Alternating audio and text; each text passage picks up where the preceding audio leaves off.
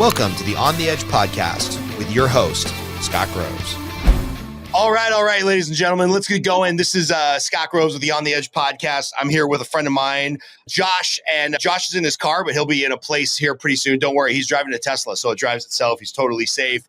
Josh is a friend coming from far, far away in Australia, so hopefully the sound quality and the video quality is okay. I'm going to have him stay on his phone a little bit after we're done with the interview, so it uploads all the files, and hopefully we get good quality. I'll tell you a funny story about Josh. I first came across him on Instagram, and he's this big, giant, buff meathead, used to play rugby, and he's got this great ad set on Instagram running about, I became a brown belt in 36 months or something like that.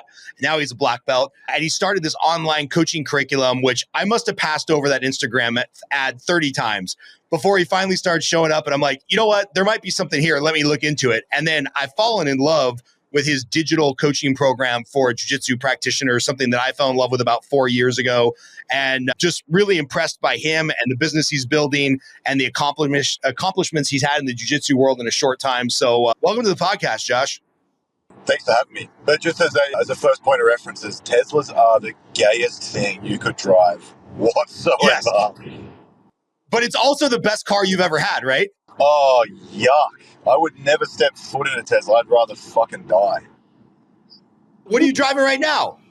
C63S AMG. Okay, well, that drives itself too, so we're still safe. But I have a Tesla, and I will tell you, it's the greatest car I've ever had. So you're going to buy one day, and you're going to be like, dude, that guy Scott was right. And speaking of gay, I never thought I would be in an environment that had more gay jokes than the military.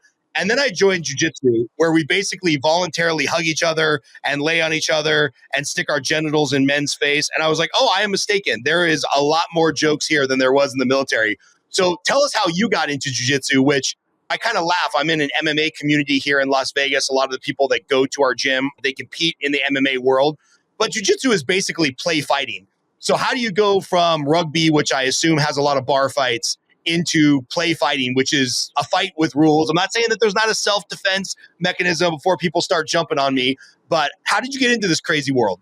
Yeah, it's interesting, right? Like I went through a 17-year rugby league career, started very, very young and ended up finishing at about 21 after a couple of pretty catastrophic season-ending injuries back-to-back.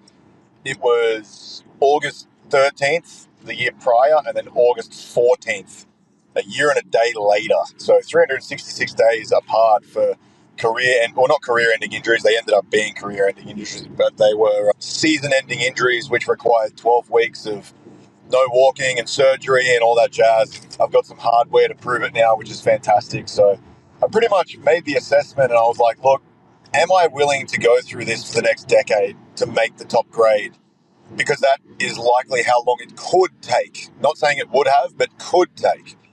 And it just was simply something I was not willing to commit to anymore. My loss of love for the game and basically turning it into this highly hyper-competitive, analytical drive that I just didn't have fun with it anymore. It was always about how do I get better faster. It was always how do I eke out this X percentage of gain and follow these statistics at the end of the game and so on and so forth. And it just began this really, really unenjoyable process. And I ended up retiring at 21, which most people think is crazy. You haven't even hit your athletic prime yet. But if you're not doing something you love, you're not going to be in it for the long run. And if you're competing against people that actually do love what you're doing, you're going to lose every single time. And I made that assessment pretty quickly. So I did absolutely nothing for 2 years while I was lifting weights at the gym, starting a personal training business, started doing some online coaching, and basically half-assing a bunch of shit and flapping around a little bit. And I didn't really have anything to pour into the entire way. I thought I was bought into the personal training thing. I thought I was bought into the weightlifting thing. But truth be told, looking back in retrospect, I really wasn't. And I was getting the results of somebody who was putting in good work. But in today's day and age, you put in good work, you get poor results. So I was obviously very frustrated and very annoyed with that. And I stuck to blaming the environment, the circumstances, the economy. Somehow we started losing the recording. So I think your cell phone signal cut out there for a minute. So the question that I had was like, coming from that meathead world of rugby, how did you come up with a training plan to get that brown belt in 2 years? And you were just going on about how rugby is a little bit of meathead just slamming into each other, but there are some intricacies.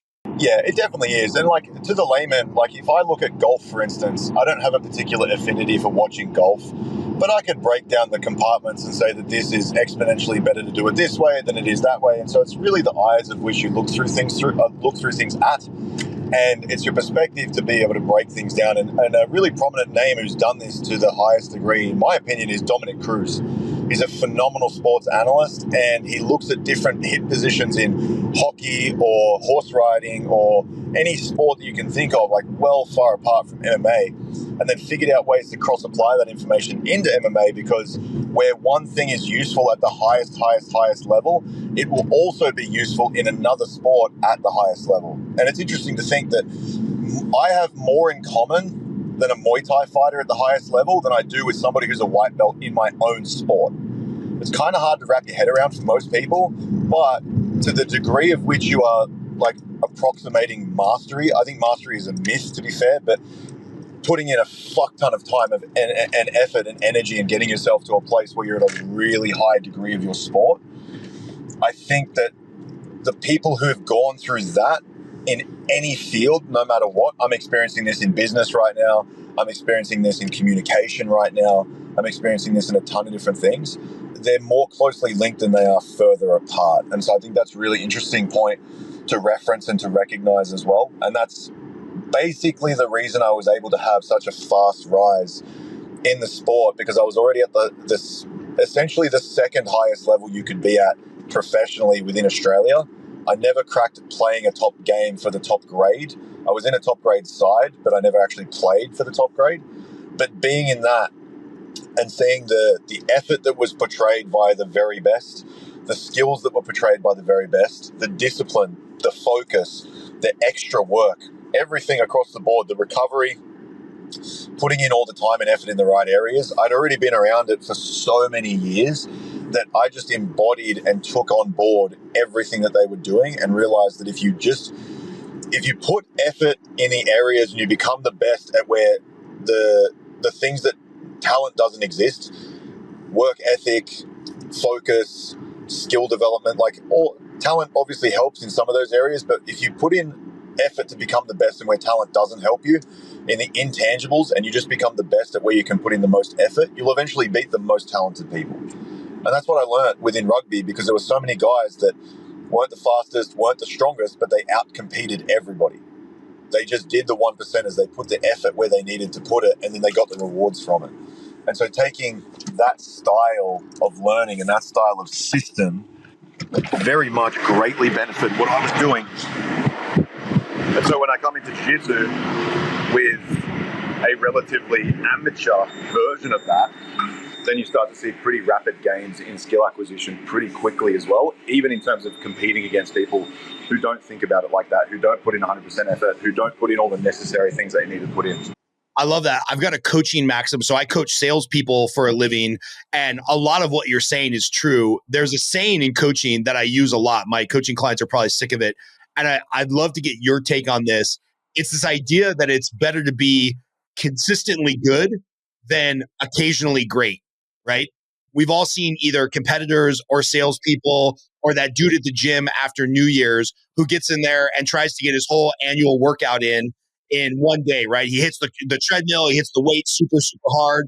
And it's like, yeah, but you're not being consistent, right? I rather see you put in 45 minutes of quality effort 3, 4, 5, 6 times a week than try to do a 2-hour power lift and cardio run. So how does that land with you? Again, one of my favorite sayings is it's better to be consistently good than occasionally great. And I'm happy to see that you guys have 7-Elevens out there in Australia. That makes me feel good. Yeah, that's a great quote. And I think that's one of the most prominent challenges in today's day and age, especially with the younger generation coming up behind me. And depending on what segmentation of the generations you read, I actually belong to that generation. So maybe it's fair to accuse myself of this as well. But one of the biggest things is that people are absolutely refusing in today's day and age to go for a very long period of time without being validated, without having a dopamine rush, without having a reward at the end, without seeking the carrot and avoiding any stick whatsoever. And I think that's one of the most pressing issues in terms of this whole parameter of consistency. And I don't even think about it as discipline. I don't even think about it as willpower. I do what I love every single fucking day. I cannot wait to go to training, and my missus will tell you, whenever I'm on a Sunday where there's no training on, I get the shits. I get antsy. I've got to do something. I write 150 emails because I have to put the energy into something. I've got to plan out something for the week and do all that sort of stuff. And it's not that I can't sit still, but it's just that I want to be able to get the best at something as I humanly possibly can. And for me specifically, like, I was very much not thinking about these things when I was playing rugby. I was half-assing a lot of shit. I wasn't doing all the 1% things that I now know that I have to do in jiu-jitsu. And that's probably the reason, like, that burning desire to get better probably comes from the mistake of not doing it in a previous career where I know I could have.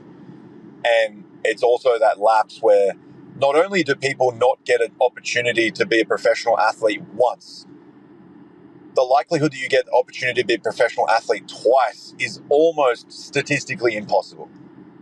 And I'm speaking as one of those people who gets that second bite at the apple today. And so for me to squander that and to think about not being consistent and not being disciplined, not being focused, what a fucking insult. What an insult to the luck and the opportunity that I've been given that I'm extremely grateful for. And probably one of the reasons is I work as hard as I fucking do is because I actually have a ton of reasons to do so. I think people's biggest problem with consistency is they don't actually find a reason big enough to wake them up in the morning. Say you want to make $1 million. Yeah, okay, what for though? You want pictures of dead people in your fucking closet? That's not going to help you. It's not going to change anything about you. All the money in the world doesn't make you anything, really. It's just a mechanism, right? It's a tool. And so if your reason is that you want to retire your parents, fuck, that's a good reason. If your reason is so you can do this at 2 o'clock in the afternoon on a Tuesday, fuck yeah. Why not? Speak to cool people all over around the world, inspire people to do better for themselves? Absolutely. What a fantastic reason. Is your reason so that you can pour yourself 110% into whatever you would like to do, whether that be personal greatness or community greatness where you're giving back to a bunch of people, showing them how you do the things you do? Fuck, that's a good reason. You want to be the black sheep of the family and prove to everybody else that you're the one that can do it even though they said you couldn't? Great reason. You want to prove doubters wrong? Great fucking reason. You want to get those, I get tingles every time I think about it. You want to tell those people that said you were going to be nothing right when you were a kid, when you had nothing going on and nothing doing, and then you see them 10 years later and you're like, yeah, look now, motherfucker. It's not the sole reason I think you should be doing things because I think it's very dangerous and compromising energy. I think it can be quite sticky and quite negative if you're only doing things to prove people wrong. But it's still a great reason to get you started, for sure. So tell me a little bit about those first couple of years, because at some point you're a white belt, you're a blue belt, you're a purple belt. You might be really strong. You might be murking people because you have the physicality from your previous career. But there's a time where you're not Josh, the guy who got his brown belt in 2 years or whatnot. How were you thinking about it then that you're like, I'm going to find a way to make a career out of this. I'm going to build a community. I'm going to make money. I'm going to start coaching people. What was there those thoughts, or was it just a matter of I'm going to get as good as possible at this and see where it goes? Yeah, so the interesting part about that is that I was already doing mostly online coaching for personal training around about the time that I started to get into the sport. And I still had heaps of in-person personal training clients. And there was a period of the year in December, and it's known as like the personal trainer's graveyard period, because all of the clients that are just barely hanging on are the ones that only need like a tiny excuse to stop coming. And it's the break of habit. And so when you go away for Christmas, you go away for Thanksgiving and any of those periods of the year, the amount of effort and will that it takes them to get going again far supersedes their consistency. And so they quit. And so they leave. And I'd experienced that twice.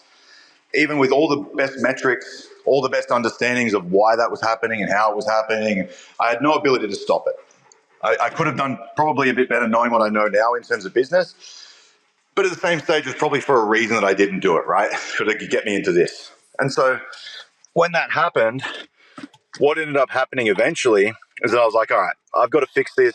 I'm going to go towards an online training model instead, which will be much better because First of all, the price is going to be a bit lower, so people won't be as willing to quit because it's a nominal sum. Or this is what I thought when I first started.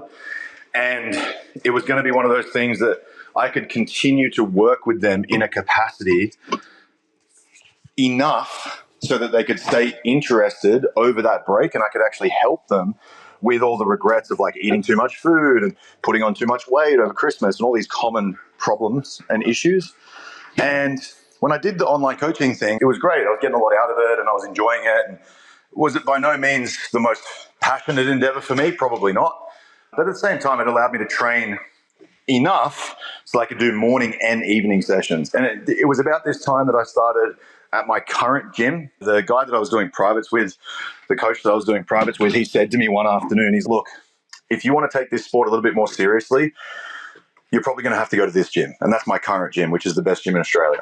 And so I went to there straight away, started training at that gym. My first session, this is actually a cool story. I'll tell you this one. My first session at the gym, I walk in there, and 2 weeks earlier, I didn't know this until many years later.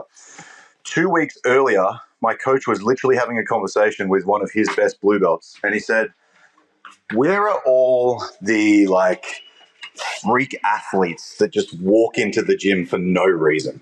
Like, we've had a bunch of guys, we've had software engineers, we've had people who study math, we've had psychology guys in here, we've had tradesmen of all different kinds and shapes and sizes. Where are the freak fucking athletes? 2 weeks later, I walked through the door, and lo and behold, the fucking freak athlete arrived. And I went and I trained. I did the first rounds positionally with 2 white belts and absolutely destroyed them because I was 35 kilos of lean tissue, at least heavier. And that was very bad for them. They were a couple of the software guys and the engineers and whatever else. And then so my coach saw pretty much what was happening and sent over the colloquial mat enforcer, which at the time was a blue belt named Curtis. And super strong, super rigid, super tough, very gritty, not super technical, but able to deal with people who were bigger than him. And he comes over, we're training, we're going through a bunch of different positions. I end up taking his back via a bolo from half guard as a white belt against their best blue belt at the time, competition blue belt, 100 wins, all that jazz. And my coach is just sitting there going, what the fuck is going on? Who is this guy? Anyway, so Curtis, he'll get the shits if he ever listens to this. I guarantee he doesn't. But he ended up finishing me in the end of the round on my back. So I'll give him his credit where his credit is due. But I finished the end of the round, finished the session. I walk over to the front desk and I start talking to my coach, Luke, and he goes, where the fuck have you come from? And I was like, excuse me? And he's like, seriously, I've never heard of you. I have no idea who you are, where you've come from. I'm in the scene very intimately, and I've just got no idea who you are. And I said, well, I started training 6 months ago, so that's probably why. And I quit rugby league, blah, blah, blah. I told him the whole story. And he goes, dude, if you train here for 12 months, you will win trials. And at the time, I didn't even know what the fuck trials was. I only knew what ADCC was because the first match I ever watched was Gordon versus Buchecha in the 2019 finals. That was the first match I ever saw. And it was only because my privates coach, he was the one who was into it at the time. He told me to watch that match. So I went home and did some homework and I watched it. And I was like, I don't know what the fuck's going on here. I couldn't even tell you one sequence at that stage of what happened. But he told me, you train here for 12 months, you win trials. 15 months later, due to COVID, otherwise it would have been 12 months, I won trials. That was kind of when I got the feeling that I could do this pretty seriously. Mind you, I had already quit my job full-time as a personal trainer. I was doing online only. I had absolutely no right to do so. I was making about $300 a week, but jiu-jitsu was so captivating, so interesting, so engaging that I just didn't care. And so I'm like, you know what? I'm willing at this stage to live how I need to live, scrape to get by, forego all the niceties, because this is so interesting to me, so captivating, so exciting. I'm going to do it no matter what. And then that was the thing that kind of got me to the place where I'm at now by just seeing the opportunity, taking it for what it was, and just going 100% in, because it was make or break. I didn't put myself in a situation with a safety net. I didn't have any savings. I didn't have any help from family. I didn't have any assistance in that regard. Like, nothing was propping me up at that stage. And I basically just said, fuck it, let's do it. Won trials, had a match with Penner at ADCC, knocked out in the first round. And it was at that moment that I was like, all right, like, I'm going to win this eventually, no matter what. I don't give a fuck how long it takes. But I need to figure out a way where I'm going to be able to travel, train, and compete as much as humanly possible. And that was where the course was born. So first of all, I want to give a shout out to your original coach, because a lot of the jiu-jitsu world is a lot of very territorial, narcissistic, et cetera, et cetera, et cetera. Insert any adjective you want. For him to have the grace to say, hey man, like, this isn't the gym for you. If you really want to compete at a high level, you need to go to this gym over here. Like, I just think that guy has so much class. So originally it was my privates coach. I was getting private lessons from him. But exactly right. My original coach was such a fucking gangster. He more or less said this exact same thing. He's like, if you need to go there, you need to go there. By all means, go for it. He gets less credit than he deserves. Reason being, when I started showing promise at white belt, he said to me, look, I want to get the gym going a little bit more. I want to get it off the ground. I'm going to sponsor you not only for your fees, but I'm going to send you to other states in Australia to go and compete so that you can wear our gear and wear our stuff and compete as a blue belt when I give you your blue belt. And so he was the reason I went to my first competition in Melbourne, first competition in Brisbane. I won both of those in the absolute division and my weight class. The only one I didn't win was Melbourne. I ended up getting beaten by a guy down there and then came back 30 minutes later to beat him in the absolute division. But he was one of the reasons that, like, word and chatter started getting out about this blue belt kid that was pretty much ripping through everything at heavyweight. And it was about that time that I signed my first super fight, in and around that time. And then that's when things started to pick up.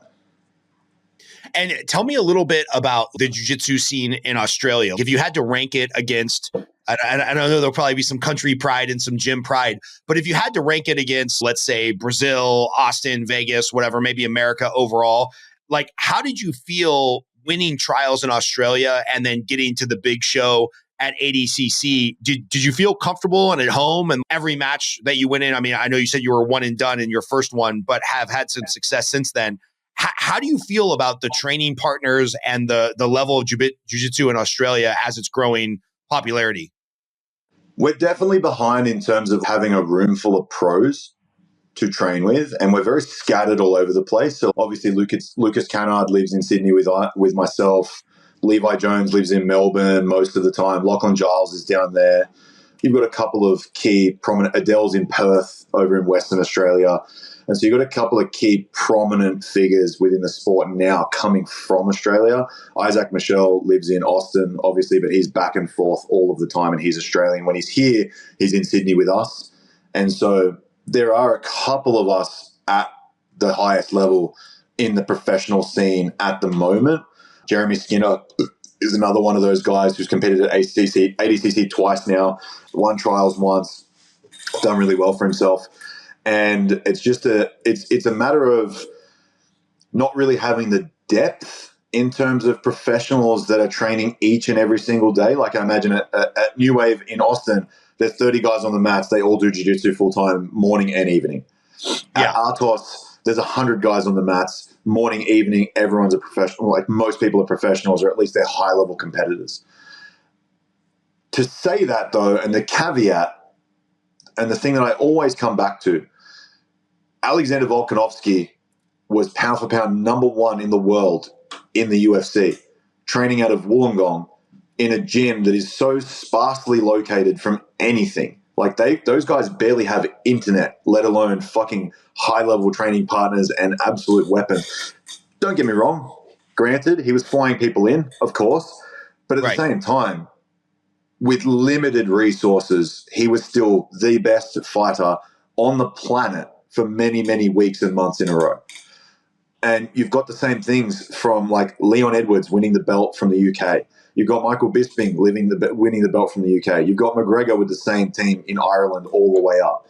You've got key individuals within MMA. I know it's easier for people to understand, so I use those examples instead.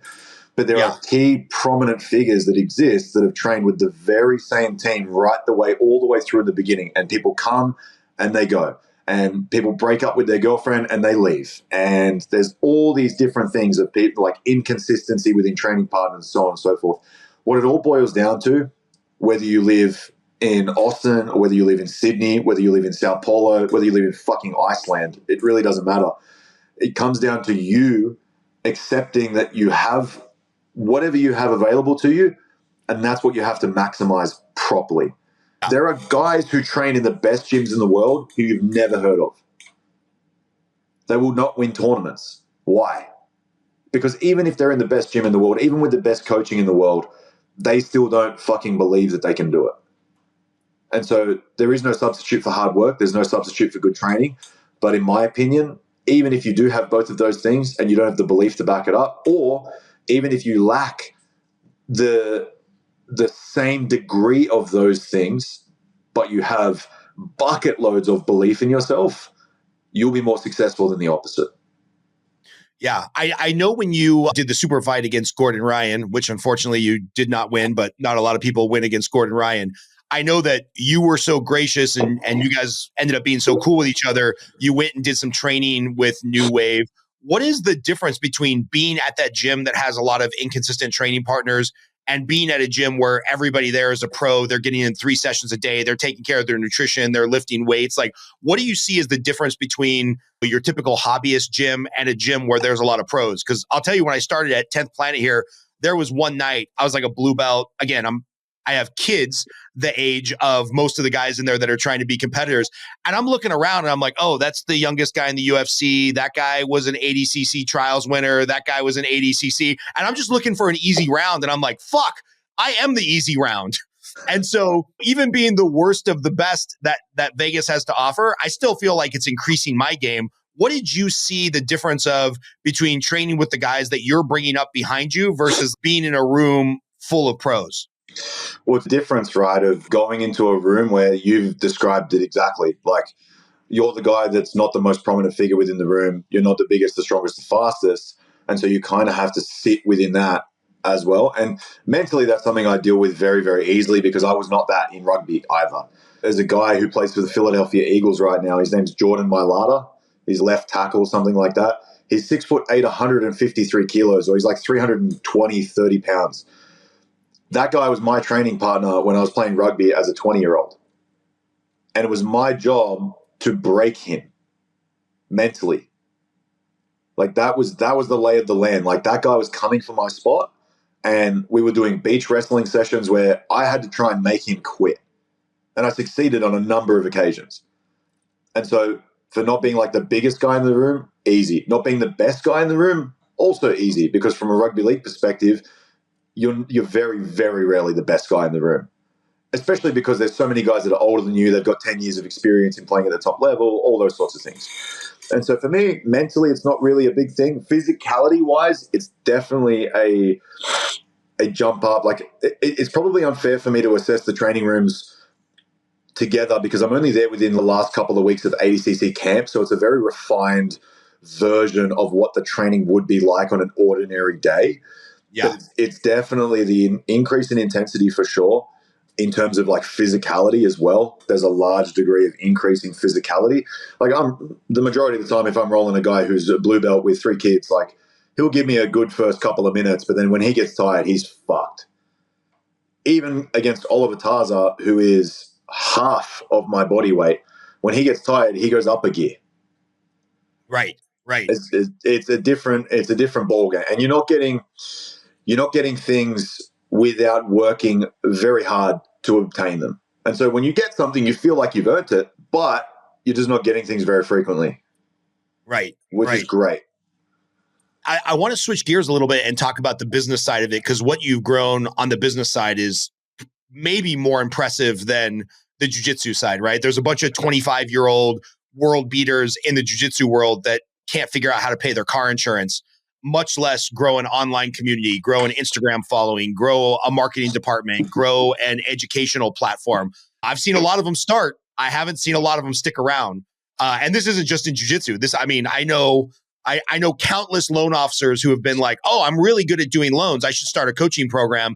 And then 6 months in, they figure out how fucking hard that is to get people to open up their wallet and enter in their credit card number and stick around. And over 9 years of running a coaching business, I've had more false starts, bad price points. I've screwed up more than probably anybody. So talk about what was your background or your self-taught training that, one, gave you the confidence to do that, and then two, get it to the successful stage that you are now where you're driving an AMG, and I saw your watch. It's a pretty nice watch. I mean, still shopping at 7-Eleven, but that's okay. I love 7-Eleven too.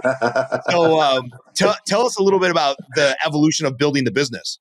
You can't be luxe with everything. Ramit Sethi, the guy, he teaches you how to be a really good spender on the things that you value the highest and a skimper on the things that you value the least. And so like for me, cleaning products, I'm buying the cheapest shit that exists. For me, like desk furniture, don't really value it that high, to be fair. I'm going to IKEA. I'm not really spending that heavily on that sort of shit. The stuff that I do like, more than willing. I don't mind lighting $40 on fire every night because I value a good cigar, but I don't need a steak every day. I can eat at Taco Bell if need be. That's right. And that's a really good compartmentalization of like how you actually do it. Because you can't max everything to the top level because you send yourself broke. It's fucking stupid. But the things that you value are also excellent reminders of why you do what you do, which ties back into the early part of the conversation, which is your reasons. And your reasons are everything. So I went through a couple of different business development programs with personal training. And the biggest thing that I pretty much learned on that was actually embodied within a quote by Jim Rohn. And he goes, if you work harder on yourself than you ever do on your work, you'll be unbelievably successful. And so basically the thing that I took from that is like, all right, well, business is going to be turmoil. It's going to be up and down, left and right, sideways. Things are going to blow up in your face. And you've got to stick within your lane and be calm. And you've got to accept all of the waves that come crashing down and then learn how to surf on top of them. And I'm like, okay, cool, I can do that. So I just dove heavy into self-development, personal development, and without even realizing it, just little pieces of skills that I knew that I would need. How do I communicate more effectively? How do I design programs more effectively? How do I make complex things very simple for people and save them time? How do I present that information in an appealing and interesting way to get them to at least pay attention to it first? That's critical. Once I've got their attention, how do I actually get them to buy into what I'm saying? And how do I do that over a long enough period of time to get them to physically buy into what I'm doing? And then how do I sustain that over a decent period so that they get unbelievable results and then tell all their friends? And there's a couple of things going on there. It's very difficult to explain each and every single one of them. But I think putting yourself in a position where you know that you're going to fail and you're only a couple of failures away from your next milestone. And if you continually put that in your mind, you do not put yourself into a position where you're failure or risk adverse, and you actually just charge through them faster, which means you get more experience, more lessons, more benefits, and better as fast as humanly possible. And to be fair, the reason that I've been able to alchemize that so quickly is because of jiu-jitsu. I did not think like this pre-jiu-jitsu. I did not have this mindset. Explain that. How does jiu-jitsu relate to business? Because you're going to get fucking smashed by every single thing that you can possibly think of. And as soon as you think you're doing well, you're going to get smashed with something new. And as soon as you think you've conquered that, the next thing's going to kick the door down and absolutely obliterate you. Then you're going to get on your high horse because you get a couple of rewards, you get a couple of wins, and then the 135-pound black belt female comes and puts you in a triangle and you go home crying. And you're like, motherfucker. You finally get the marketing right, and then the product falls to shit. Then you finally get the product right, and then the marketing falls to shit. And then the sales guy quits. And then this happens, and then this happens. And then they want to up your prices for all your subscriptions and all of your systems and all that sort of stuff. And now you got to deal with that. And margins get thinner and more expansive. If you look at it as problems, I think you're going to have a shit time. if you look at it as brand new experiences and just another opportunity for growth and another inevitable challenge that you get to tell your story about one day, like your kids will learn how much shit you had to go through and how you've turned into the person that you've become. Like I love how Alex Hormozy's quote on that, where he's, if I'm propositioned with two options, I will always pick the one that allows me to tell the cooler story later. I love that. That's fucking mad. And so for me, it's such an easy decision. Do I work a 9 to 5 at a hardware store stacking shelves where I can barely train and barely afford to go overseas? And I'm good within Australia, but then I don't do anything with my career. It's a bit of a lackluster story. Yeah, it has more safety associated with it, probably. A little bit more stability, probably. But it also deteriorates all of the massive benefits of being in the chaos. Because out of the chaos is born all of the brand new opportunities that you didn't even think were possible. And so if you take the risk and you take the plunge, yeah, it might be scary in the beginning, but you'll look back on that and say, fuck, I wouldn't have done it any other way, because it's given me so much. It's given me all of these things. And it perfectly marries to jiu-jitsu, because when you start thinking about like late stage submission defense, for instance, it's fucking terrifying. I don't want my arm to break. Even professional guys do not want their arm to break, because then it stops us from doing the thing we love. We're the same as the hobbyists. We have more in common with the hobbyists than we do differently.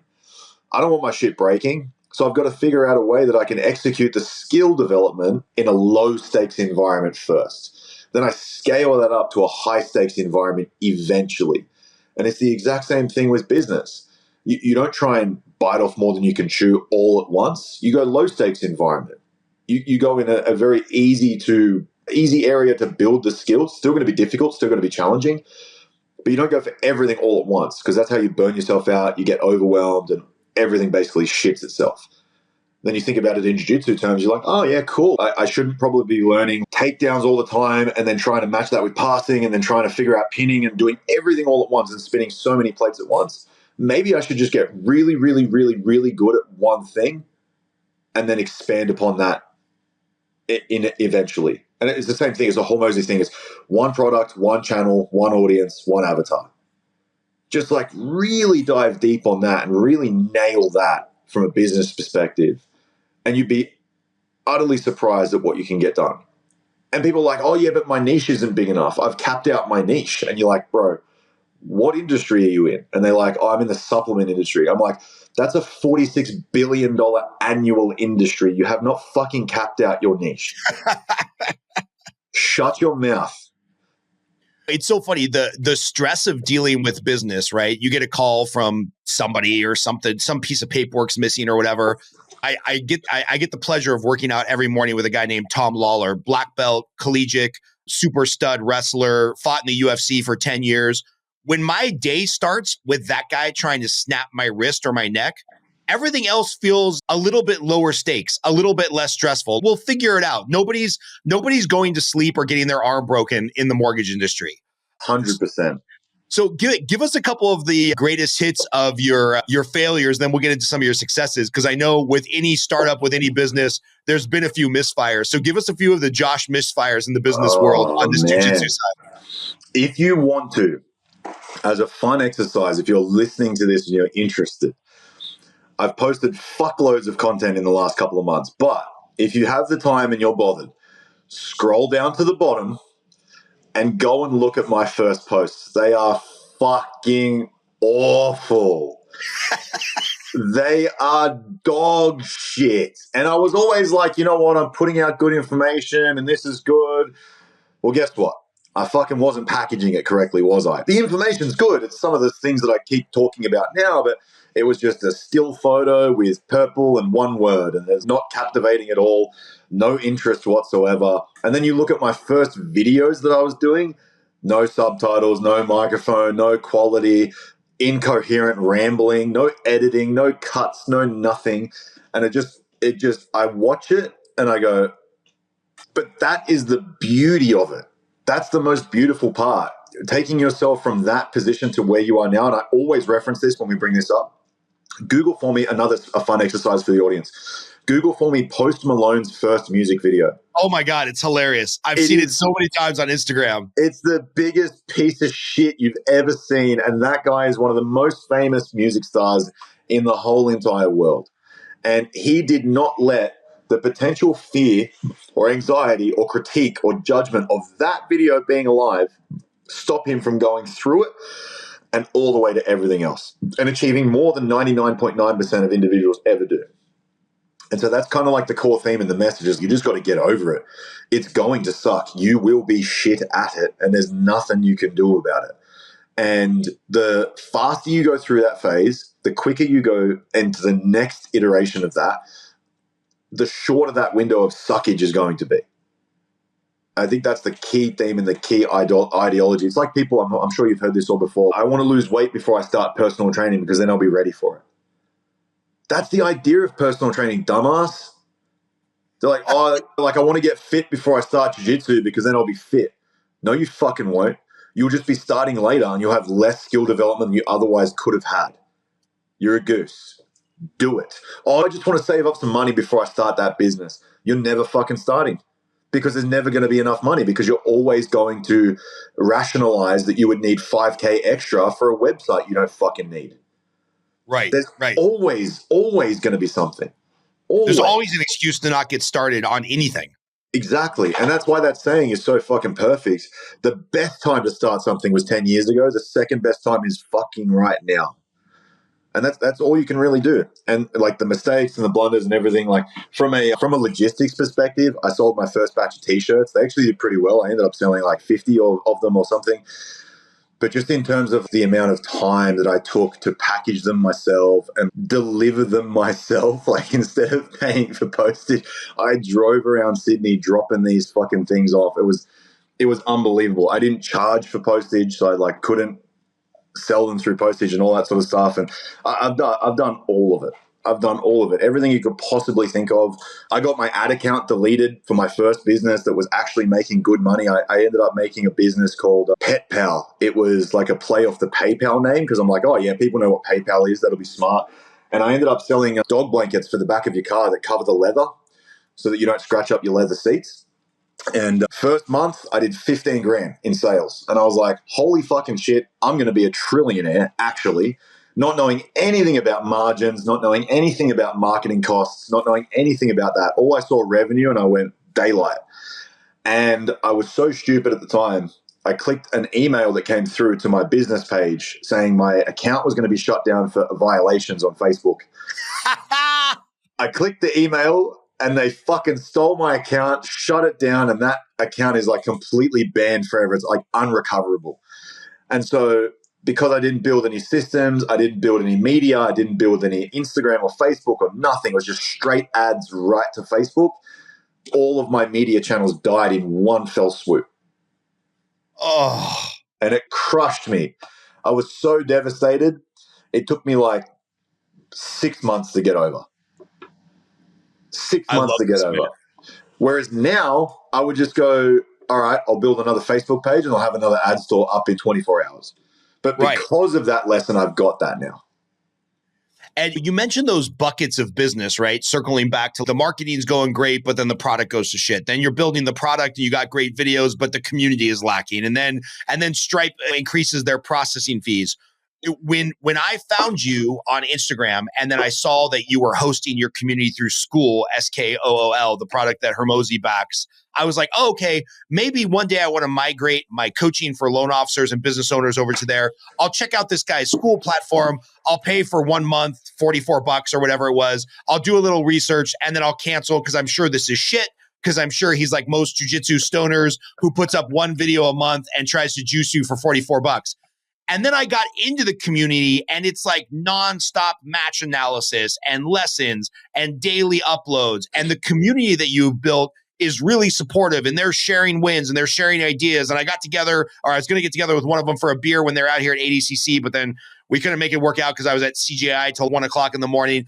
So can you talk a little bit about the business and the community itself and how you're focusing on those different buckets of marketing, content, community building? Because like, I got to tell you, and I'm not just saying this because I'm in the community, because I would be out if it wasn't worth my $44 a month. My wife always asks me when we do our little financial review, she's like, yeah, what's HPU again? And I'm like, oh, that's the coaching thing with the dude in Australia. She's like, how the fuck are you getting jiu-jitsu coaching from a dude in Australia? Don't you have to be on the mats for that?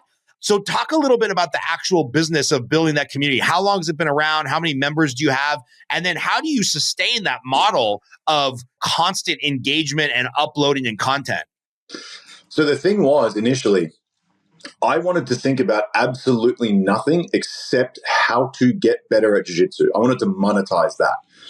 And so it's so seamless and so simple and so easy for me to bring people into that process that want to learn better, faster, more efficient models of how to do things.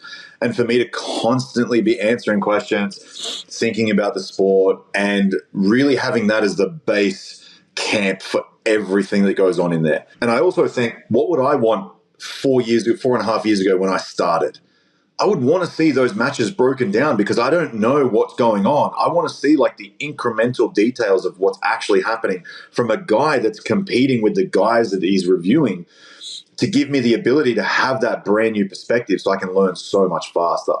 And I think what that has done in being genuine and being like legitimately invested in the individuals that come through, what that's done is started to spread a little bit because they're like, holy fuck, I actually get to speak to the guy that runs the thing. Instead of buying an instructional and never being able to talk to Gordon or Craig or Ethan or any of these guys, or Merigali or Kynan or Giancarlo, you might be able to catch them in a comment section, but it's very vague and it's very ephemeral.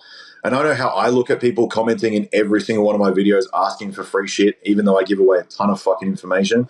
I don't really like those conversations very much. And so I imagine the athletes in my position are the exact same spot as me. And so you're not going to get the best of us. You're not going to get the best reaction because it's grimy. I'm not going in people's comment sections trying to get free shit out of them. If they've got good information, I'm going to pay them because they've got the knowledge, the wisdom, and experience that they've crafted out for themselves that I want a piece of.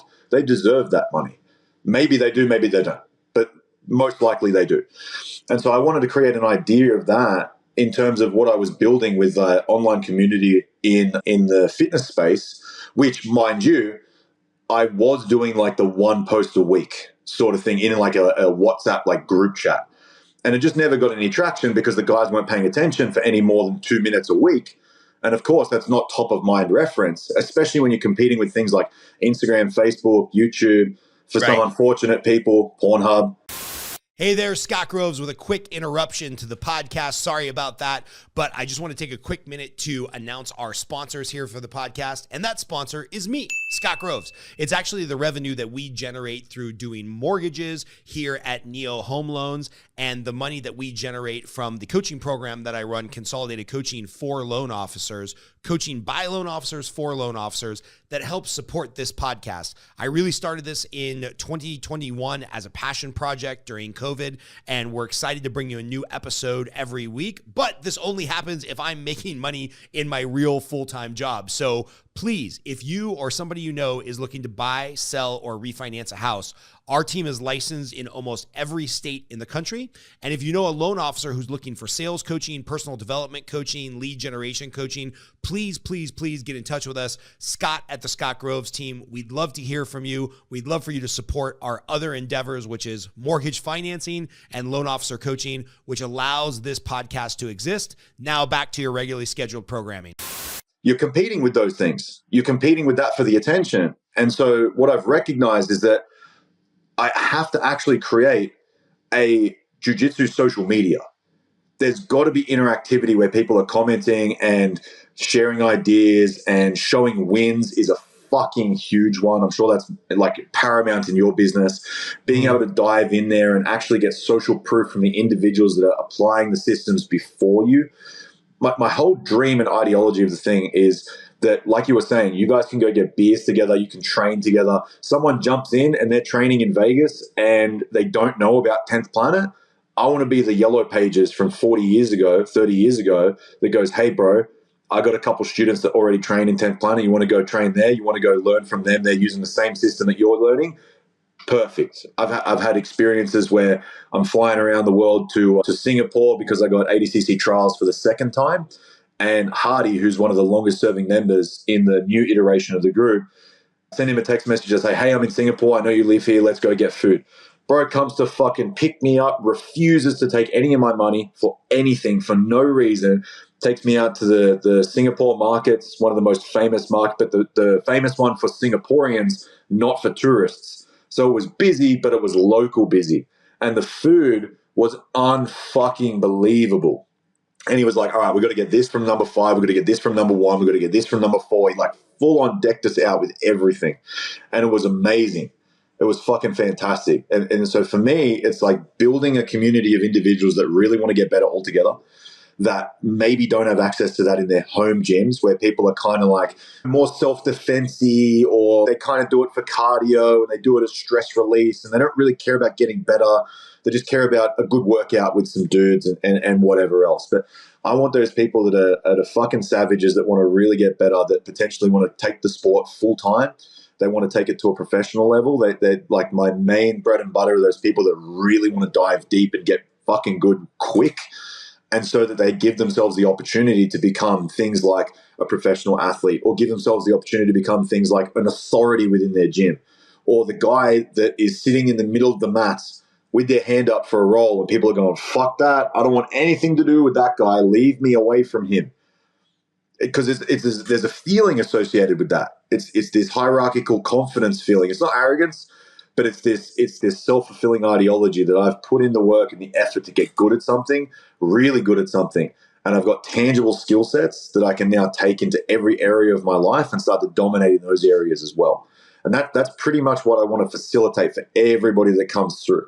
And I also want to be one that is high touch, highly connected as well. I want to be able to message people and have them message me and get responses from somebody, hopefully, that they gain inspiration from, that they enjoy the story or the journey or something like that.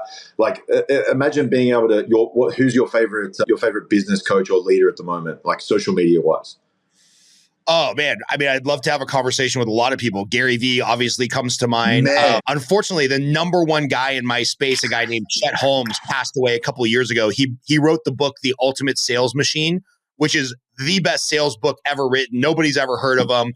And I've corresponded a lot with his daughter since he's since passed. Wow. But dude, if I could go back in time 10 years and have a conversation with him about his book, The Ultimate Sales Machine, that would be the pinnacle of the podcast interview. No offense to you, Josh. Yeah, no, I get it. That would be special. And like for me, it was always talking to guys that were killing it at my sport. And I was very lucky to be able to put myself in the rooms where I was with some of the best rugby league players of all time because of my skills and because of my capabilities. And now, because of my skills and capabilities in jiu-jitsu, I've met the best of the best. I've shaken hands with Andre Galvao. I've shaken hands with Gordon Ryan. I've shaken hands with Craig and all those guys. Like the guys that people look at as the heroes of this sport, like the very top of the top of the top. I've met Marcelo Garcia. I've met Hoyce. I've met Enzo and all these guys because of my ability to put myself in the room where I'm competing with it. I've competed against Felipe Pena fucking twice. You know what I mean? These guys are at the very top of the game, and I get to know who they are. They get to know who I am, and it's like a mutual sort of exchange thing. That's fucking mad. That's sick. I couldn't have asked for that when I first started the sport. First of all, because I didn't know who any of those guys were.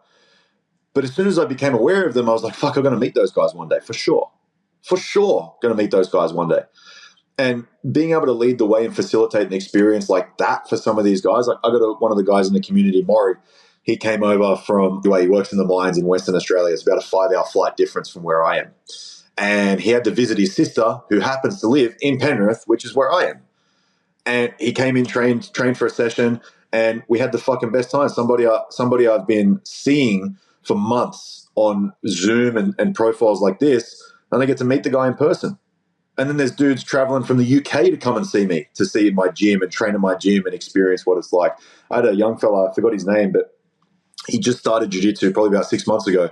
And for the first time ever, I had a roll with him, because I don't really roll with the white belts who are like very, very small, very, very new, because they're not going to get a lot out of that. I'm not going to get a lot out of that. So I usually it might turn them off from the sport, right? Yeah, something like that. I'm super lovely, super friendly. I'll never crush anybody that doesn't deserve it. And they definitely don't deserve it, because they're like baby giraffes. They can barely fucking walk. But I trained with him, and he said, man, like, I actually want to really thank you because I started watching your videos on TikTok, and you're the reason I got into the sport. And when I first started watching your videos, I got interested. I'm like, oh, where's his gym? And it happened to be 5 minutes down the road from me.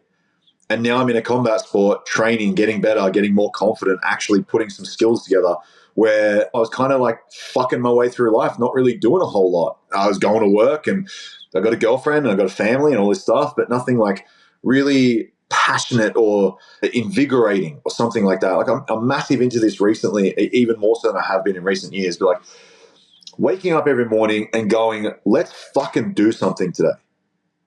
I don't care what it is, but let me fucking create something today.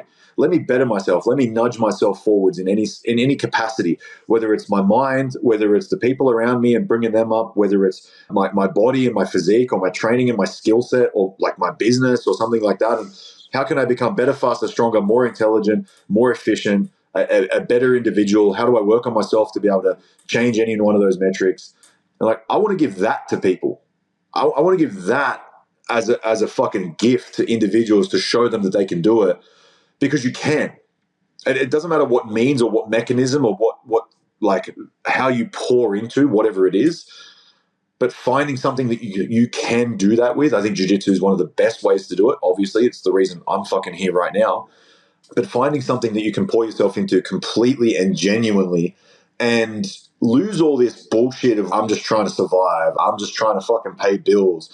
I can't wait for the weekend. I can't wait to get shit-faced this weekend so I can delete the week that I just went through because it fucking sucks. And like I can't handle these small social problems and arguments because my temper gets the best of me, blah, blah, blah. Like when you're fully captivated within something, none of that exists. None. Like, I don't give a fuck what day of the week people want to call it. I live the same day every single day, and I fucking love every day. I don't give a fuck if it's called Saturday or not. Couldn't care less. I used to be one of those people. I used to be one of those people that sat there, can't wait for the weekend so I can go eat a bunch of pills and fucking lose my brain. What? Not a chance would I ever do that ever again. Not a chance, because you get to be high on life. And I know it sounds trite and contrived, and everybody's going to say, oh, it's fucking easy for you to say, blah, blah, blah. No, it has been extremely difficult for me to be able to say that, but I work every day to facilitate that. And the mechanism of how you get there is not important. It's that you actually get there and you actually facilitate that for yourself. There's so many different ways to do it, but like I think jiu-jitsu is one of the best ways, obviously, but one of the things is like you just put yourself in a position where no matter what, you're going to work your ass off. You're going to get better every day. You're going to eat failure for breakfast because it's just going to happen. You're going to suck at everything that you do at the very beginning. But you realize that it's just stepping stones along the path. And that if you can go through that, the rewards you get is being able to cross-apply that to anything that you do, whether it's your work life, whether it's your relationships, whether it's your sport and a skill that you want to develop. Like, I have unbelievable confidence and competence that if I wanted to go and get good at Muay Thai right now, I would be in the same position I am in jiu-jitsu within 5 to 10 years. Because I understand the principles. I know how they apply. I would be looking for things that people that have been training it for 5 years don't see yet. And it might sound arrogant, but it isn't, because I've proven it in 2 different sports already. There's a guy, Josh Saunders, I'm sure you've heard of him, The Art of Learning. Yeah. He's done it in 4 different disciplines. Yeah. He's a fucking freak. But is he? No. He understood the meta-learning principle of how to get good at things very quickly. And once you can get that, you apply it to everything. It's funny you mentioned this because I interviewed a guy who played on 3 Olympic teams for volleyball, Ryan Millar, absolute stud in the volleyball scene. And at one of the Olympics, they had the volleyball court and then they had to tear down as all the NBA guys were coming in when they had the dream team. And he got a lot of bench time with Kobe Bryant, just sitting there shooting the shit when Kobe was warming up and they were finishing up and whatnot.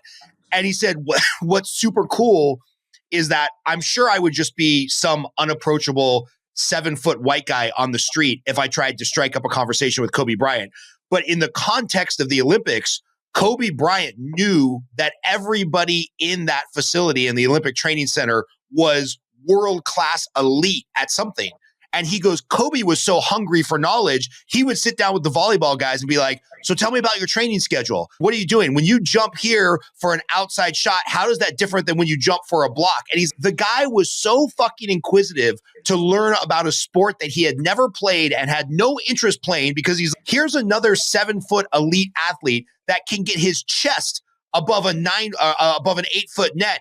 He must be doing something really well that I'm not doing, right? And so the guy was just totally hungry to learn. And I have no doubt that in the twilight of his career, if Kobe wanted to be a world-class volleyball player or movie producer or author, he would have found those clues that other studs had left. And he would have been another one of those guys who, sadly, had he not passed, would have had another 4 or 5 lifetimes worth of amazing careers in something else. 100%. That's pretty cool. Kobe Bryant was definitely a special individual. It's that whole thing of luck is when opportunity meets hard work. That's the epitome of him. His whole ideology of, even in high school, if I just practice 3 times a day, every day, and I never take summer off, and I never miss a day, by the time they try and catch up via summer, I'm 6 years ahead no matter what they do. That's unreal. Unreal. And they asked me who's number one when I faced Gordon. And they said, in your opinion, what makes him so special? And more or less, it was like, he's not special. He's just been willing to do the work that people aren't willing to do for longer than they were willing to do it. And it goes back to the first sentiment that you were talking about with consistency. It's, yeah, you can be consistent, but you can be consistently shit. Most people do that. Most people do that every day of their life. They're consistent. Those people drop out of coaching every month. They email me and they're like, hey, the coaching isn't work for me. And I'm like, I'm looking at the attendance report. And I'm like, well, I see you haven't been on any of the calls. Well, yeah, I'm so busy. I'm like, but yet you're not, because I can see your numbers. You're not doing any production. So how are you too busy to jump on the coaching calls? But yeah, it's just excuses. It's being consistently shit. That's right. That's exactly right. And it's look, that goes down into a more psychological route as well, as they're fighting themselves for their own limitations because they really don't believe they're worth the rewards they don't have. And say that again for the people in the back. They're fighting themselves for their own limitations because they don't believe they deserve the rewards they don't have. So they want to go to the next level, but they don't truly believe that they're worth it. And if you don't truly believe that you're worth it, you'll never fucking get there. Ever. Because when it gets hard and when it gets difficult, and when you're looking around, you will see yourself as less than in comparative to the people that are in that circle that you want to be in, and you won't make the effort to get there. And the only reason I know that to be true is because I used to fucking do it. I had a mate of mine. Listen to this for a story, right? I had a personal training client. He runs a business where he sells model trains. Weird fucking business, but absolute savage. And he was coming to me because he couldn't figure out how to lose weight, gain muscle. And I'm looking at this guy, and he rocks up in the car that I drive downstairs. He had a different color, but he had that car. And he's wearing a Rolex to the gym. He's wearing Raffler and polo shirts as a gym shirt just because that was his thing. And guy's making shit tons of money. And I'm looking at him, and I'm like, why the fuck can this guy not figure out how to lose weight? He can figure out how to make millions of dollars. That doesn't make any sense to me whatsoever. And I was like, what the fuck? And so I was judging this guy and thinking that he was stupid and not even taking on the lessons that he had to impart. Whereas I could have been, because I didn't believe that I was worth them. And I wanted to search instead of ways that I was better than this guy, instead of ways that I could learn from him. And because I didn't believe that I deserved what he had. And I started to reconcile that when he was super generous and he was taking me out for dinner all the time. And we went on a couple dinners, and I was like, wow, this is actually really cool. This guy he's not really in terms of being special or anything like that. It wasn't anything intangible that I couldn't do. And I'd already succeeded in an area that he couldn't, and it was vice versa. He succeeded in an area that I couldn't. But it wasn't that I couldn't, it's just that I hadn't done it before. And I was viewing him as somebody, through his eyes, believed that he couldn't get to where I was in terms of looking good, feeling good, being strong. And I was looking at him in terms of somebody I couldn't get to in terms of financial success. And now I had to work a fuckload on this in terms of me believing or outworking my self-doubt, in terms of me believing that it was possible, in terms of me believing that I actually deserved it. And the thing that stopped me the most was that. It was that judgmental factor. And when I was a kid, my mum always wanted a Porsche. She always wanted a Porsche Boxster in black, top down, all like they're nice looking cars. And I said to her one day, I was like 9 or 11 years old. And I said, well, why don't you have one then? And she goes, oh, because they're for drug dealers or people who are lucky. And I was like, really? You got to be lucky to have a Porsche or you got to sell drugs? That's kind of fucked up. And it stuck with me for ages. And here's the fucked up part about psychology. Moral superiority is what's stopping you from succeeding. Because I'm not a drug dealer. I'm a good person. You're a fucking idiot. That's what you are. It's got nothing to do with that. Because that's just a limited view perspective, just like I was looking at Pete in a limited view perspective, because I wasn't looking at the work ethic. I wasn't looking at the guys who fired him from the hobby shop when he was 16 years of age and the fire that lit under his ass to come back and buy that shop 5 years later and kick them out. I wasn't looking at all the back end stuff of all the failures and all the competition and all the bullshit that he had to go through, all the doubt from family members and the ridicule from other people. You're a nerd, you're playing with trains, all that sort of shit. I wasn't looking at the individual for what he was capable of and what he was able to conquer. And as soon as I flicked that switch to looking at people for their skills, as soon as I flicked that switch to looking at as tangible things that you can gain, my whole life fucking changed and it exploded. And now I drive the same car as he did when I was friends with him. I wear the same watch that he did when I was friends with him. I go to the same restaurants for dinner and fucking shout on my friends as he did when I was a kid. And I do the same shit as he did for me all the way back then. And we're not nearly on the same level. He's doing fucking much better than I am because he's a freak. But it just goes to show it's your own limitations of your own self-belief that stop you from getting those rewards because you don't believe you can have them. And for whatever reason, for rhyme or reason, conditioning or whatever you've been brought up with, it kind of is irrelevant to some point. If you work harder on yourself than anything else, you'll get there. And you've just got to reconcile the fact that, no, if I put in the effort, the same proportionate effort, I should get near or same proportionate results. I've just got to be willing to stick it out, be consistent, focus on the right things, not blame other people, not blame the economy, not blame politics and all the bullshit that's going on, not blame anything else except my lack of conviction. How do you get conviction? You outwork your self-doubt. You get so much fucking physical evidence that you couldn't not believe it. That's how you perpetuate like legitimate growth. And that's exactly what he did. And I was ignoring those things because I'm like, oh, he's lucky or he's a drug dealer. What a retard. Like, what an idiot. This is amazing because, again, I started jiu-jitsu at 40. I turned 46 next month. So I'm you kind of don't. like, yeah. So I'm kind of like, I would have said you were max 41. Perfect. All right. I'm feeling good about myself. So what ends up happening is I'm kind of an elder statesman in the gym just because of experience and business and whatnot, even though I still don't know shit about jiu-jitsu. And so there's a couple coaches, Coach Casey, shout out to him at our gym. He's the best. He's the man. He's amazing. He's such a great guy. One of the most hospitable gym owners I've ever experienced. Unbelievable guy.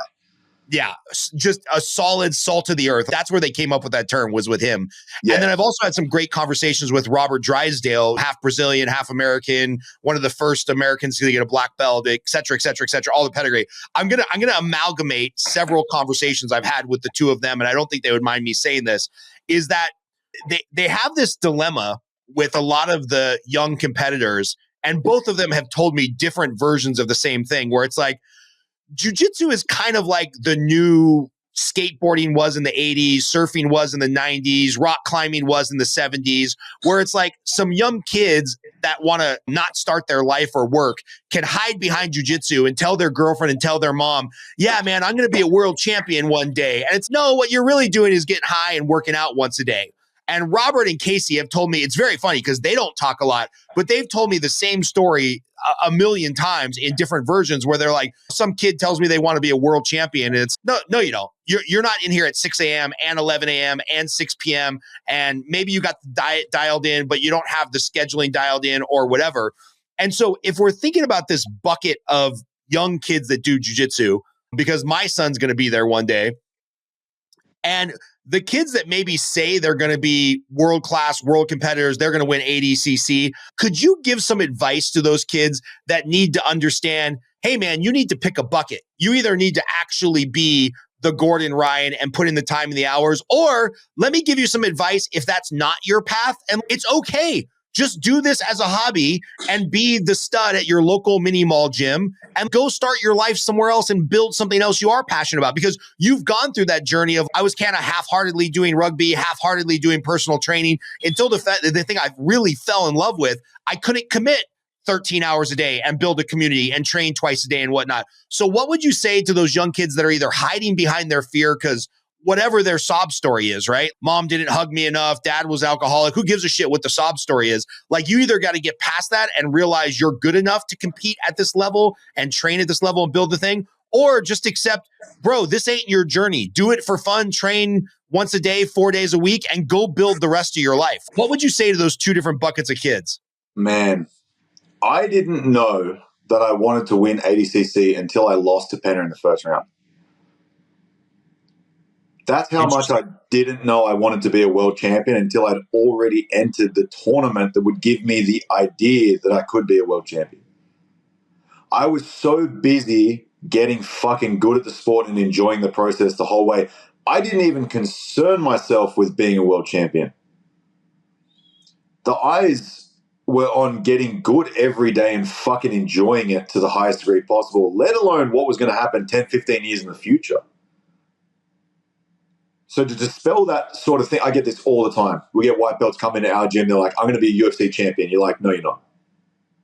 Like, not to rain on your parade, but I fucking guarantee you that the people that walk in the door that actually have the ability to be able to do it, they try it, they see if they like it, they end up loving it, and then they do everything within their means to do nothing but that.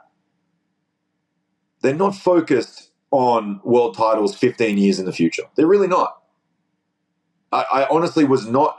I was not concerned with getting a black belt in less than 4 years. I fucking 100% truthfully, honestly was not. But it happened anyway. Because I wasn't focused on it, most likely. If I was focused on it every single day, walking to the gym as a white belt, oh, I had a shit session today. That means that I'm not going to get to my goal. I've only got so much time and so many years to be able to perpetuate this and blah, blah, blah. And if I have too many bad sessions in a row, that means that I'm going to suck. And if I suck, I won't get there and all this sort of shit. It's a mental minefield if you set yourself up like that. It's like starting a business and going, I'm going to be a millionaire in the first 3 months. I'm going to be a millionaire before 25. No, you're fucking not. The top 0.1% achieve that stat. And you know why? It's because they weren't focused on it. They really weren't. They had a guide in a direction which was driving them, but it wasn't some frivolous achievement. It was, think about like Microsoft or Facebook or any of these massive companies. It was bringing something to the world that was really fucking important. So important, in fact, that it took everything for them to be able to build it. That was their complete and unparalleled focus for many, many decades. Yeah. If they had just put the emphasis on making $1 million, we never hear of Microsoft, Apple, NVIDIA, any of these companies. We never hear of them because they make $1 million and they stop. And they go, oh, we fulfilled the goal now. We no longer need to go. It's the weight loss goal every single day of the week. I would have clients come into the gym. I want to lose 15 kilos. All right, 8 weeks done. 15 kilos done. Then they quit. Then they go, I achieved the goal. Then they stop everything that perpetuated them achieving the goal, and they blow back up 15 kilos again straight away. Then they come back to me 8 weeks later saying it didn't work. I was like, motherfucker, what didn't work? You're kidding yourself. I give you the results on a fucking silver platter, and you come back to me 8 weeks later after eating nothing but Twinkies and Krispy Kremes. You don't do anything of that I showed you, anything that I taught you, and no gym work. I haven't seen you in 8 weeks. I haven't seen you on the treadmill. I haven't seen you running. I haven't seen you doing anything. And you go, it didn't work. Because they were only solely hyperfixated on that end result. And don't get me wrong, directionality is so important. But if your only goal is to win a world title at the very beginning of your journey, the likelihood that you stick it through is fucking almost zero. Because you don't even know what it requires. You don't even know what it takes. You have no idea. And you don't even know if you thoroughly enjoy it enough to go through the hard times, to go through the injuries, to go through the doubt, to go through the insecurities, to forego other things that people in your peer group will be doing. I'm super fortunate. I made decisions very early on in my life that have perpetuated unbelievable results. I quit alcohol 9 years ago this year, and I will never go back, ever, for as long as I live. I see no use in it, no utility in it whatsoever. Everybody wants to say, oh, you could have a glass of red wine with a steak. Yeah, no, I don't see any point in it personally. That doesn't mean anybody else can't partake and can't enjoy. By all means, do whatever you need to do. But I wasn't doing that. So when I threw myself into a sport, I wasn't thinking if I train on a Saturday, I'm going to miss out on going out. I don't give a fuck if I miss out on going out, because I'm now not missing out on things that those people are doing that they can't do, like me flying 150 hours last year to 4 or 5 different countries, taking on the best in the world at what I do, and being ranked in the top 15 in the sport that I do, and being a top 4 finisher in the highest level competition in the sport that I do. Had I thought about it or considered, oh, I'm missing out on friendships, or I'm missing out on this bullshit, frivolous crap of going out and drinking, whatever else, I wouldn't be where I am. And that's a huge sacrifice. Most people aren't willing to accept that. Most people want their cake and eat it too. Can't have it. Balance doesn't exist. That's bullshit. I'm sure you have weekends with your family where guys are calling you and someone from the team is like, hey, Scott, we need to fucking fix this ASAP. And you're at a nice family lunch. You'd rather not be having the call on a Sunday afternoon. Right. But you know that it is required because it's the path you chose. That is the characteristic of a special individual, because most people don't want to fucking do that. And that's why most people don't go anywhere, because they don't do the things that perpetuate the results that other people have. And so for those kids that are coming in the gyms, I don't know if you know what you're signing up for. It's easy to say, I want to be a world champion. How about don't say it and prove it? How about forego smoking weed with your mates before a session? How about forego going and blowing off steam, going for a 2-week holiday that the world champions aren't doing? How about forego all of the scrolling and wasting time that you could be spent studying? Because that's what they're doing. And if you're not willing to do it, the guy that's coming up behind you is willing to do it, and he's going to take your spot. I love that, man. I got 2 questions I always like to end the podcast on, but I would be remiss if I didn't have you weigh in on the biggest dick measuring contest that's going on in jiu-jitsu right now. Here we go. Ecological versus traditional drilling. I know you have some strong opinions on that, and I'm of the mindset that 2 things can be true at the same time. So I'm just going to put my bias out there, and then maybe we can argue about it a little bit. What is your feeling on this idea of ecological, you never drill, you just learn whatever your body teaches you, versus like you have to drill for an hour before you're allowed to go live? Like, where do you fall on this spectrum of like how to get the best results out of training? The biggest issue with this argument is that people on both sides are being completely fucking retarded. Totally agree. I was just arguing on Instagram the other day. I'm like, you guys are morons. Like, why can't 2 things be true at the same time? You learn a little bit over here, you learn a little bit over there. The primary issue is that the things that they are arguing against are not the things that are happening. My gym does not drill with 0 resistance for an hour and then roll. We don't fucking do that. No one does that. That's retarded. Then the eco nerds don't just make shit up and see what happens. And listen, I'm being grandiose and vague on purpose, because I watched a video about this guy. I don't remember his name, but he was specifically saying that one of the games that he executes to get people to be good at hand fighting in the wrestling posture and position. The game is situated where all they do is post their forehead on their training partner's chest for as long as humanly possible, and then deal with the hand fighting stuff that comes up as a result of that. And I can see the utility for that, because he said, look, what it does, it gets them to stand in a correct posture. It makes them focus on eye line to the horizon, which is fantastic for defending guillotines, fantastic for shots. And it does encompass a couple of things all at once. And it's a great way to demonstrate things, and it's a great way to learn. But that's not primarily what they're arguing for. Primarily what they're arguing for is the fact that traditional learning is fucking stupid, and it's produced 100% of the world champions that exist. Not one person who trains ecologically is a world champion. And okay, throw it back on me. I'm not a world champion. What the fuck does it mean what I say? All right, go and talk to Gordon, go and talk to Galval, go and talk to the guys, not even the American guys. Go talk to all the Brazzers. Go talk to Hodger Gracie, go talk to everybody. Go talk to AOJ where they do speed drills, which I think is stupid, but it doesn't matter what I think because they produce more world champions than I have. It doesn't fucking matter. Hafa and Guy are fucking jiu-jitsu geniuses. The kids program they have there is unparalleled on the planet. They've got guys like fucking Diego Pato, they've got Kola Barte, they've got Tynan Dalpra. Those guys are freaks. And they've been built within that gym. Diego Pato excluded because obviously he was fight sports before. But you would be remiss in saying that he hasn't taken a fucking massive leap in development since moving to AOJ. So in the whole thing, there's misrepresentation on both sides. The eco guys are misrepresenting the fact that everybody who doesn't do their gay little approach, because look, I've got no problem with their approach. I've got a problem with the people who are fucking just like this in comment sections and don't shut the fuck up. You're annoying and you're acting like lesbians. Stop. Just stop. I don't know what that means, but I'm sure we just got demonetized. I'm okay with it. It's okay. Look, who they are, they're vegans. Yes, they're vegans. They can't stop talking about it. They're vegans. They don't shut up. They always whinge. It's my way or the highway. You're killing animals or you're on the right team. That's it. Like you're a fucking terrible monster or you're on my side. It's so stupid. And I completely agree with you. There's a place for both. I don't mind the idea of having a hand fighting round where there's some sort of constraint like what we do. We do freestyle wrestling rules as a jiu-jitsu gym. So there are no Grambies because that would create back exposure because that would be points. There is only an ability to score whether you put them on their back or you use a go behind.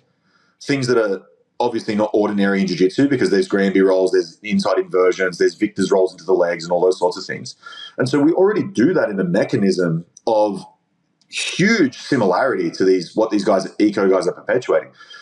The biggest argument I think against it is what people are talking about in terms of like passing down knowledge and the fact that these guys are being lazy coaches by just going figure it out.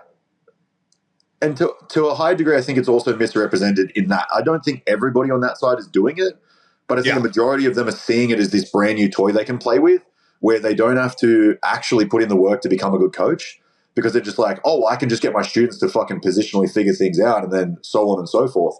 But there's a reason why we pass down information to people because it's fucking useful. Imagine if we tried to have this conversation and we were forced to build our own iPhone and figure that way out. Or imagine like ecologically training with guns.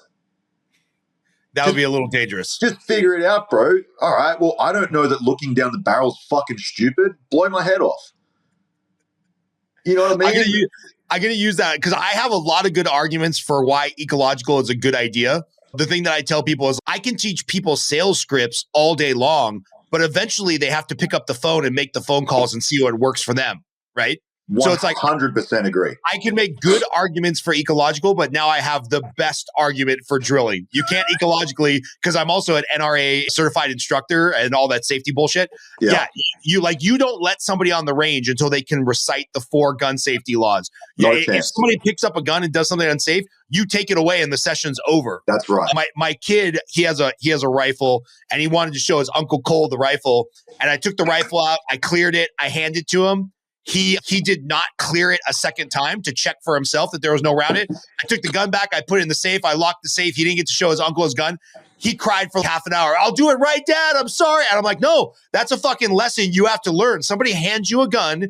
You never assume somebody else has cleared a gun for you. You clear it yourself. And now he has not made that mistake ever again. He needed to learn. I couldn't just hand him the rifle and be like, hey, bro, figure it out. I'm sure you won't blow your foot off. Not a chance in the world. I got a big respect for that sort of thing. My coach was a weapons trainer within the prison systems within Australia. He taught every CO how to shoot a gun. And the fastidious nature that he made us go through when we're shooting guns with Giancarlo in Texas, it was to the nth degree, but you can see why. You can see why it's so easy for people to make a mistake. You can see why checking the fucking chamber is so important. You can see why pointing the gun down range is so important. Not standing behind anybody is so important. Always making sure that you're clearing away from your body, not down towards your legs, because that's stupid. Ask me to figure that out as somebody who's never shot a gun. Not a fucking chance I ever come to that assessment. Ask somebody who is a white belt in jiu-jitsu to figure out a back triangle perfectly. You are never, ever, ever, ever going to just figure that out. It's not going to happen. The likelihood that it comes up in training is zero. Not small, zero.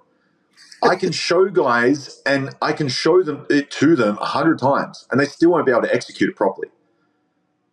So like maybe that's an argument against drilling. I don't fucking know. But the likelihood that you come up with these crazy leg exchanges and anything like that just by figuring things out with just constraints and not guidance on what it actually means or how and why the moves. Like I've got a problem with traditional jiu-jitsu coaching as well because it's just the what. It's just an armbar from close guard, a knee cut pass, and then a fucking rear naked choke. How do those things fit together? That's why people in my community get better at a faster rate because I teach them how and why. They're the most two important factors. It's exactly like what you're talking about. You can teach people the what. You can teach them tonality. You can teach them pacing. You can teach them the script. But until they learn how and why that's important by fucking it up 100 times on the phone, they're not going to learn shit. And I've been through sales training. I know how much it sucks dick. It's the worst. It is the worst. It's the worst. But then you get a little bit good at it. You figure some things out, but it's only within the structure of that housing, of the total education that you give somebody that they now begin to thrive. So I think yours is a reasonable stance. I think mine is much more similar. The reason why I come off as having strong opinions is because the eco-vegans are just unfucking bearable. Eco-vegans, I'm going to use that tomorrow. Yeah, I'm gonna tell Big Dan that that's the way that I'm going with it now. But yeah, a lot of heat from both sides. But look, you just look at where the results come from, and I know everybody's talking about, oh yeah, it's new, so it hasn't had enough time to be able to build into it and da da da. Trust me, we've been doing this for multiple decades now. Jiu-jitsu's been around for since the 80s. Maybe like popularized from America in Brazil. the 80s, yeah. Before that, it was a little judo-ish. Yeah. So some form of it's been around for 100 years, but I think it really started to catch on in the 80s. Somewhere around there, right? So 4 decades, like why has nobody else thought to bring this into fruition? And why isn't it done within judo? Why isn't it done with wrestling? Like sports that are much, much, much older, much more experienced than us. Why aren't we seeing it there? There's probably a reason for that. There's probably a reason to say that drilling moves with good intention, not with zero resistance. No one drills with zero resistance. That's fucking stupid. But drilling with good intention, with the understanding of how and why you are facilitating these moves, is unbeatable. And if you look at every world champion that ever existed, that's what they've done. There we go, man. I'm going to finish on my 2 favorite questions. One, what is Josh looking most forward to? This will come out in about a month or 2, so around March 2025. What are you looking most forward to in 2025? Do you have some matches coming up? Is it just more personal and professional development so that you can win ADCC in a year? What does 2025 look like for you? And then I'm a movie nut. When you talk about that pissing off Friday night, I'm not getting blasted with the guys. I'm not wasting time scrolling through social media on Friday night. I will go see a movie and get some junk food. So I'm a movie nerd. So I need to know what's your favorite movie and why. And then what are you looking most forward to in 2025, whether it's personal, professional, on the mat, off the mat? I've got some news that I can't talk about in a personal capacity. That is going to be easily my highest accomplishment of all time, bar none, not even close to anything. Even if I quintuple my fucking revenue that I do now, it will far supersede that, and it won't even be close. Can't announce it yet. I will probably by the time the episode is done, depending on the week specifically. Perfect. So people can look forward to that. And professionally, it's just the continuation of leading the way that I am currently in terms of managing the community, pumping social media, and doing all the things to the highest degree possible that I do in a consistent fashion. I'm in it for the long run. I know I'm going to be doing it for the next decade, 2 decades plus. And I'm just really enjoying the journey of it all. I'm extremely fortunate to have a bunch of guys in my circle that are doing 7, 8, 9 figures, and every single one of them has said you have to fucking put your nose to the grindstone, but you are never going to be as young as you are currently. And when I was in my 20s, I wish I was a millionaire. And now that I'm a millionaire, I would love nothing but to be in my 20s. Yeah. Life gets more complicated, man. Wait till you get married, knock out a couple kids, invest in another business that your friend talks you into. Like, it doesn't get easier. That's right. That's right. And so George Carlin has this old comedy skit where he's, yeah, life is like that video game asteroid. Boulders just keep coming at you faster and faster and faster until you fucking die. And it's the older I get and the more responsibility I take on. And, oh, I got a mortgage payment. Oh, I got a second mortgage payment. Oh, I got 2 kids. Oh, I got 3 kids. It's just, it never ends, man. So build it now. Yeah, absolutely. I'm in a fortunate position and I work my ass off to have both of those things. I'll have both of those things and I'll be in my 20s, which is fucking great. But I'm really just finding ways more and more so every single day to really enjoy the ride. It's something I haven't done historically because I'm always looking at what's next.